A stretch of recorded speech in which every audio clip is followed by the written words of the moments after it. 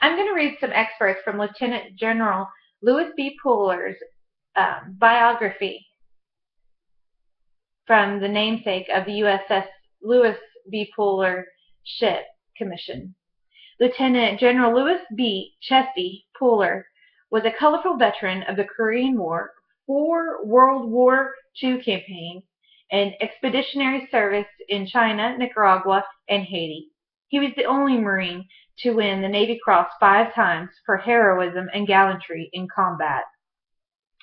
A Marine officer and enlisted man for 37 years, General Puller served at sea or overseas for all but 10 of those years. Excluding medals from foreign governments, he won a total of 14 personal decorations in combat, plus a long list of campaign medals, unit citations, ribbons, and other awards.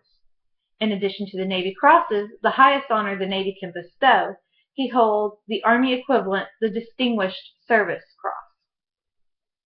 Born 26th of June, 1898, at West Point, Virginia, the general attended the Virginia Military Institute until he enlisted in the Marine Corps in August of 1918.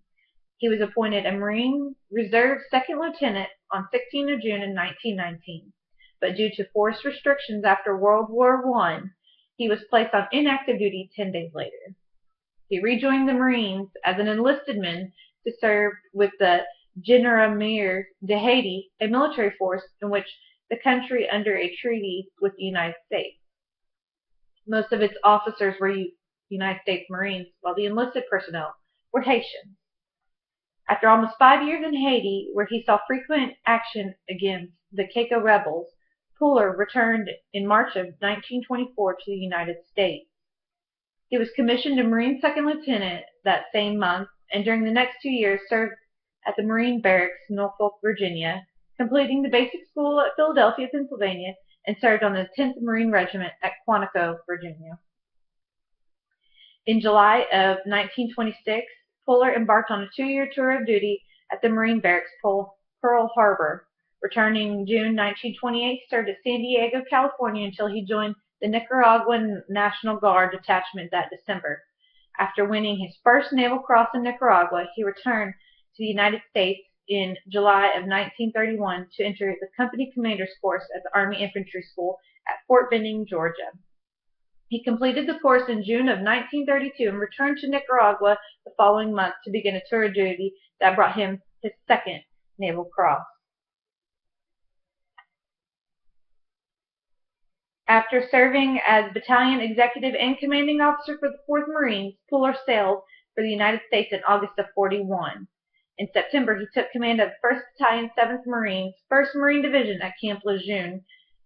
The regiment was detached from the 1st Marine Division in March of 1942, and the following month, as part of the 3rd Marine Brigade, sailed for the Pacific Theater. The 7th Regiment rejoined the 1st Marine Division in September of 1942, and Puller, still commanding its 1st Battalion, went to win his 3rd Naval Cross at Guadalcanal. After Guadalcanal, Puller became executive officer of the 7th Marines. He was fighting in the capacity when he won his 4th Naval Cross at Cape Gloucester in January 1944. There, when the commanders of 2 battalions were wounded, he took over their units and moved through heavy machine gun fire and mortar fire and recognized them for the attack, then led them on taking strongly fortified enemy positions. In August of 1946, Puller became director of the 8th Marine Corps District with headquarters at New Orleans, Louisiana.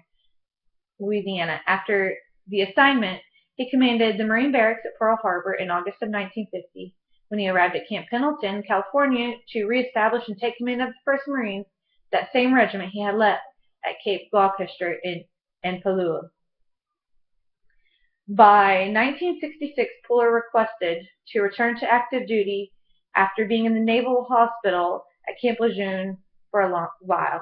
He wanted to serve in Vietnam. He was turned down because of his age. He died 11 October 1971 in Hampton, Virginia, after a long illness. He was 73.